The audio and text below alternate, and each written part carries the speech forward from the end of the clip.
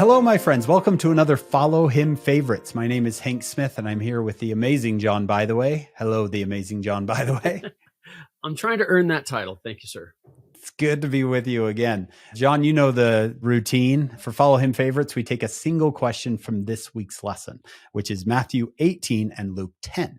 The question we're going to focus in on right now is, how do I forgive another person for something they've done that has hurt me? That comes up in Matthew 18.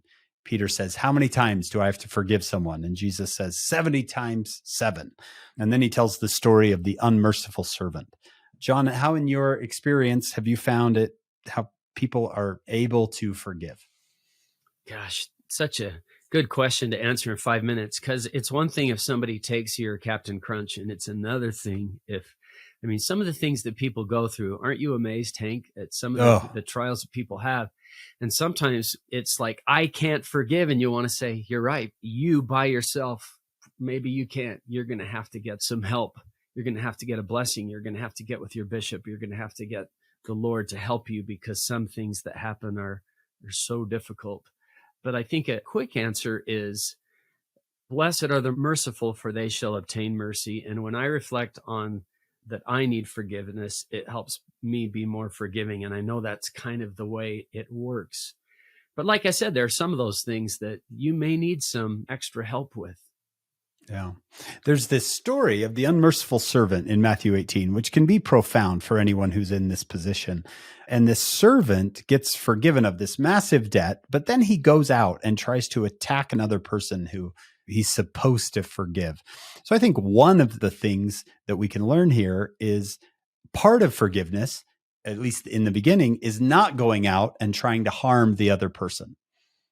That's part of forgiveness. Sometimes we think, oh, I've got to go straight to forgiving from my heart, which eventually will come.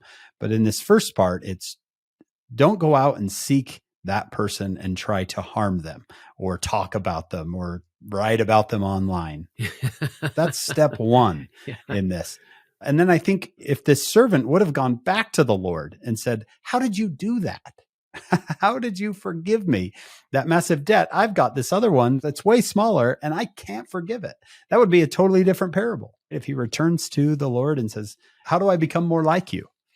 I think that's what you're saying, John, is go to the Lord and say, how do I forgive? Teach me to forgive like you forgive.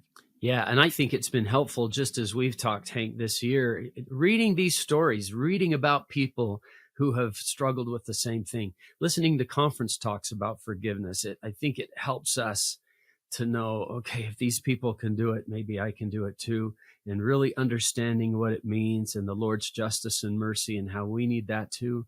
But it's a process for some of those really tough things that we're talking about. Don't give up, but recognize you may need some heavenly help. Yeah. I don't like verse 35 when he says, this is going to be you if you don't forgive. But I do like that he doesn't say in verse 35, if from your hearts you forgive not everyone his brother their trespasses right now.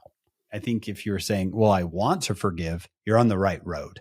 Yeah. And that's in the Lord's Prayer. Forgive us our debts as we forgive our debtors, or forgive those who trespass against us, because that's going to happen all the time. And forgiveness is kind of a way of life for us, not just an event, I would think. Beautiful. So, John, what I hear you saying is it's a process. Get on the road, ask the Lord for help, and he'll see you through to the end where you actually can truly say, I have forgiven this person.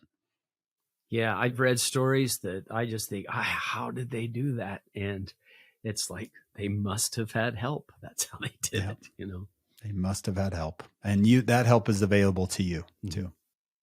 We hope you'll join us on our full podcast. It's called Follow Him. You can get it wherever you get your podcasts. Joining us this week is Dr. Crystal Pierce, and she does a great job unpacking this parable. So we'd love to have you hear that.